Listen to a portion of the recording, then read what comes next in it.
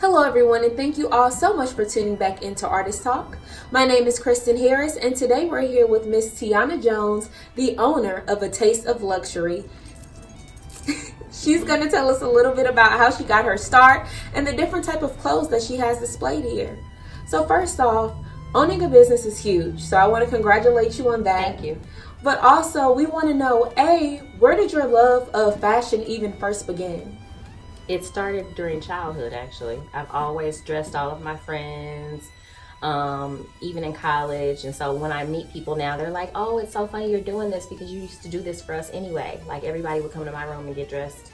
Oh, so you were that friend? I was that friend, yes. Okay, so what made you decide that you wanted to own a store? I used to go to different cities to shop for recreational purposes, and I would bring back unique things, and people would say, oh, that is so cool, where'd you get that? And I'd say, oh, I got it in New York, or I got it in LA. And they'd say, oh, if you go back, can you get me one? And of course I would end up going back, buying things for people, and I just started noticing that if I did it in bulk, that I could get cheaper prices. So that's just kind of how it started. I started buying things. If I figured if I would like it, somebody else would like it. Right, most definitely. I started buying multiple pieces, and then it just kind of snowballed into a business. So you mentioned unique things. Your friends will ask you about the unique things you're bringing back. So do you try to make the clothing that you sell here in your store more unique pieces that people wouldn't find other places? I try to make everything unique. Obviously, people can't be too far out of the box during regular everyday life. So for special occasions, then we may go way over the top. But for regular everyday things, we have things that are useful and things that people can wear on a regular basis, but it's still going to be different than what you would see in like Macy's or something like that. I figure if you see it in a department store, I don't really want it because you can buy it there. Most definitely. So yeah, I try to get things that are practical, but with a little bit of a flair to it. So what is your target audience? Like if you had to describe your brand and your store, what would you categorize it as? We dress women from teenagers.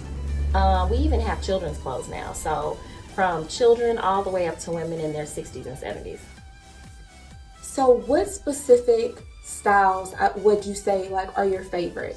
I'm very eclectic, honestly. I have different styles based on how I wake up and feel that morning. But my basic personality is probably more of a boho chic type of style. That's probably my personal favorite. But I have stuff that's edgy. I have stuff that's classic. So I have all those different sides to my personality, and that's reflected in the store. All right, well, tune in after the break to find out more secrets about owning a store and fashion tips.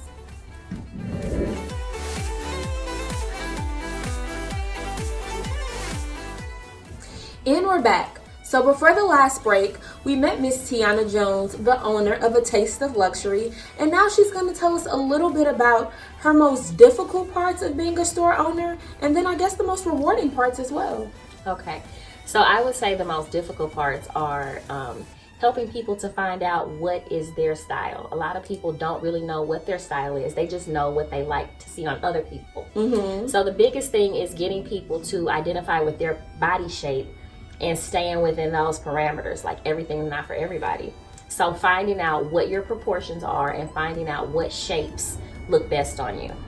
So what do you suggest is the best way for women to do that?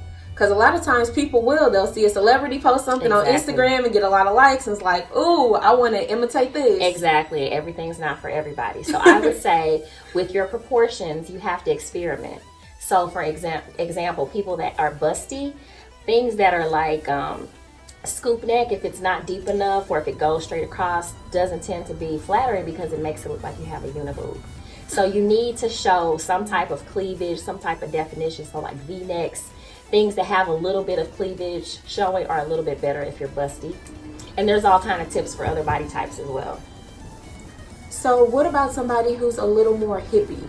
So what I find is for curvy women, you want to wear clothes that are more fitted to the body. So like sometimes too much fabric, like really flowy stuff, tends to make you look bigger. So if you already have hips, you want to stay away from things that put too much fabric around those sections. Like you don't want to have on skirts that are too flowy because it might make your hips look bigger than they are.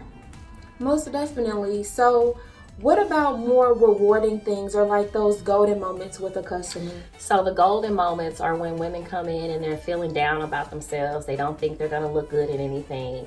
And I show them that they can make their bodies look just as good as anybody else's body. They want to emulate their idols. And I show them how they can do that with their shape. And when I see them look in the mirror and they look so happy and they look confident, that's rewarding for me. Most definitely. I'm sure that would be like the most rewarding part of like being a store owner, is being to, I guess, put that confidence back in. I have my own Barbie dolls. I get to play dress up with women every day and make them look beautiful. So before the break too, well, actually while we were on break, we were talking a little bit about the myth of the hanger, of how things look on the hanger and how a lot of times people think they're going to come in the store and that's cute and just buy it without trying it on. So can you shed a little light? That's the difference between going to a store and getting personal shopping experience, personal shopping service, as opposed to just shopping online. People look at things on hangers that may not have hanger appeal, but I encourage them to try it on. And they'll end up being like, oh my God, this is so cute. I had no idea it would look like this on. But you can't just look at the way something looks on a hanger. You have to try it on. So do you think that special service and care that you dedicate towards your customers is what might make you unique from other stores and boutiques? It is. I think the personal service that boutiques offer is what keeps us in business. Because obviously with online shopping, you can sit around any time of the day or night and shop. But it's the personalized service that you get where somebody's actually suggesting something to you that you may not have thought of otherwise. So I think that's really what keeps us in business. Most definitely. So actually when we come back after the break, she's going to show us some of her different designs on some of the mannequins in her store. So make sure you stay tuned. Welcome back everyone, and thank you so much for tuning into Artist Talk. Before our break, we were able to sit down and meet the owner of A Taste of Luxurie, Miss Tiana Jones. And now we are here with her mannequins, and she's going to show us and tell us a little bit about some of these looks she's put together. These looks can be found right here in this store. Okay, so first, this is a look with just a little graphic. It's like a graphic tee dress, basically, with a face, and it's got the crop jacket. A crop jacket that stops right at the waist is a really good way to pull in your waistline and show that you have a cute figure. So that's that one. This is more boho, so I wanted to show you that this actually can be a dress by itself, or you can use it as a duster over like a jumpsuit. See, that's with it. And without it, it's got pockets, pants. So that's a nice little boho look. Then here we have this cute Sesame Street pleated skirt. It's a nice midi length, cute simple black top. And that's kind of like a little more chic, kind of boho but chic. This is more edgy. We have this leather peplum belt over this mesh jacket that you can use open as a jacket, or it could be like a dress. You have like a solid colored dress under it. And finally we have a very boho chic outfit. It's a jumper with pockets. We have an off the shoulder look, which is very popular. And then we have this imported necklace from West Africa, handmade, and a nice wide cuff. So we have all of these different looks, all in the same wardrobe. Everything from boho chic to edgy to casual. So if you had to say, earlier we talked a little bit about dressing for your specific body type. So let's start with this outfit first. Like, what body type would this outfit look best on? Just being honest. Okay, so like I said, we have women that shop in here from teenagers up to women in their 60s and 70s. I would say this will probably be for the teen or the 20-something that likes to go out. This might be a cute little outfit for a club night. And it's probably for somebody that's a little bit more petite, but not necessarily. Okay.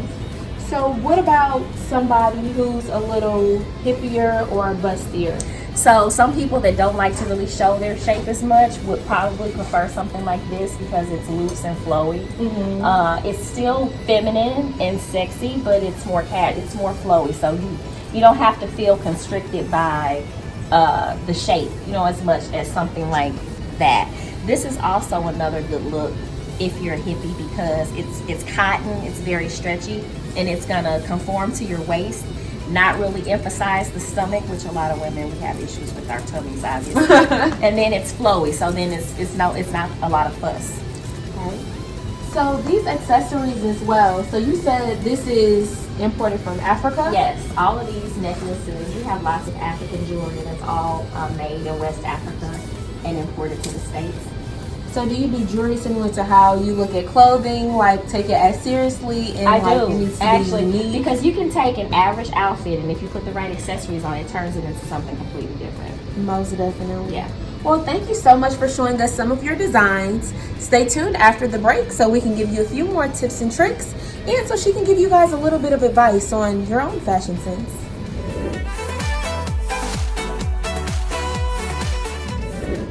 Thank you all so much for continuing to tune into Artist Talk. We are here today with the owner of A Taste of Luxurie, Miss Tiana Jones. And before the last break, she was showing us some of her different styles on mannequins and telling us about the different types of body shapes that they would accommodate, the different types of styles they were in places you may wear them. So now, as promised, we're going to have Ms. Jones tell us a few couple of tips and tricks for maybe someone aspiring to be a business owner of their own one day. I would say that planning is good, but don't let too much planning stand in the way of your dreams. When I was first opening, people were like, well, do you have your business plan, and do you have this, and do you have that? And honestly, I did not. I opened my store with enough money to pay the rent for first month and last month, and I had inventory. If I had waited to do all of those things that people typically think you need to open a business, I probably would have never started. And I think that's where a lot of people go wrong, trying to put all of those pieces together may sometimes leave you short. So just do it and have faith, and it'll be okay. So would you say starting is oftentimes possibly the hardest part for an entrepreneur? I don't think starting is the hardest part. I think staying in business is the hardest part. And so as far as that goes, the best thing you can do is treat people right. This business, word of mouth travels far. And I used to spend money on advertising. I don't do that anymore because honestly, with social media now, and if you treat people right, your business will sell itself. Your customers will sell your business for you because they'll go and tell their friends, and that's how you grow your business. Most definitely. Well, listen Good up and customer take notes. service, yes. Good customer service is key. So now, for a couple of tips and tricks to maybe the everyday woman just getting up and getting dressed for work, can you shed some light on that? So the first thing you need to do to have a good wardrobe is to start off with basics like shapewear, your foundation.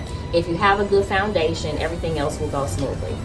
So I would say every woman needs a good shaper. I don't care how thin you are, to make everything smooth and neat.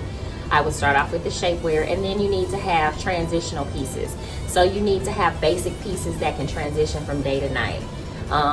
Things like a basic button-up shirt, a pencil skirt, a good denim jacket. All of those pieces, if you start out with those basic pieces, you can mix and match things to make it look like your wardrobe is a lot bigger than it actually is.